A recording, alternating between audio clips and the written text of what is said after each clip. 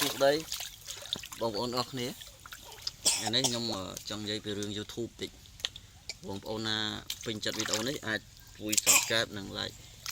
មានចម្ងល់អាច comment បានទាក់ទងជាមួយ YouTube និយាយរួមបទពិសោធន៍ការងារ YouTube ដែលខ្ញុំធ្វើវាច្រើនឆ្នាំហើយ6 7ឆ្នាំហើយអញ្ចឹងបងប្អូនដូចចង់ដឹងពីព័ត៌មានការធ្វើ YouTube អាចទាក់ទងមួយខ្ញុំបានហើយខ្ញុំអត់គិតថ្លៃទេអត់គិតរឿងលុយកាក់ទេបើមានចម្ងល់អាចសួរបានខ្ញុំឆ្លើយតបហើយបងប្អូនពេញចិត្តវីដេអូនឹងការបង្ហាញខ្ញុំនឹងធ្វើវីដេអូច្រើនសម្រាប់បងប្អូនអញ្ចឹងដូចការងាររបស់ខ្ញុំរងថ្ងៃមានអីខ្ញុំធ្វើតែវីដេអូហើយក្រៅនេះខ្ញុំកែច្នៃក្នុងផ្ទះធ្វើដូចជាអាងទឹកចឹងលេងជាមួយកូននឹងគ្រួសារពេលយប់ខ្ញុំធ្វើការ YouTube ធម្មតាហើយរក content ថ្មីហើយបងប្អូនចង់បានសតបានថ្លៃ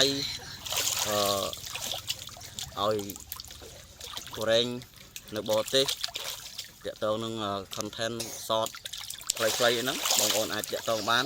ប៉ុន្តែសតប្រហែលជាខ្ញុំអាចគិតថ្លៃត្រឹម$2 $3 ទេក្នុងមេរៀនហ្នឹងបើ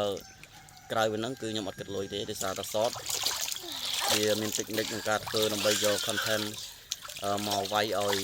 បានអត់អំពស់អញ្ចឹងបងប្អូនមានចម្ងល់អាចតាក់ទងមកបាន